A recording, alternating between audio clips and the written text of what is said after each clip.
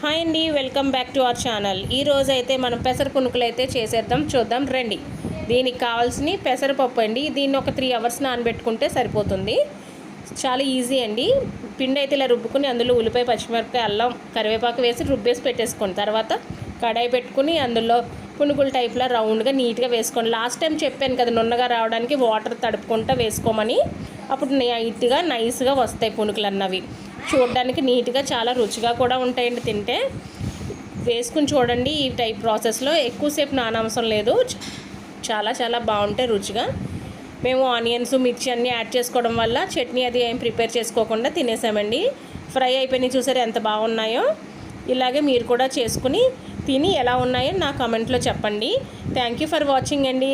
ఆగండి, మీకు ఒక విషయం చెప్దాం అనుకున్నాను. మెయిన్ ఈరోజు చేయడానికి కారణం ఏంటంటే, ఈ మధ్యన మనకి స్కామ్ అన్నీ బాగా జరుగుతున్నాయి కదండి. ఇలా యూపీఐ యాప్లు అవి చూపించేసి.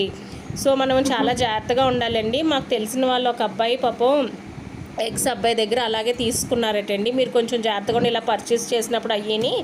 సో ఆ అబ్బాయి ఎంతో కష్టపడితే కానీ రావు కదండి. తనకు ఒక 5,000 అలా లాస్ అయిపోయాడు. కొంచెం జాగ్రత్తగా ఉండండి. Thank you for watching.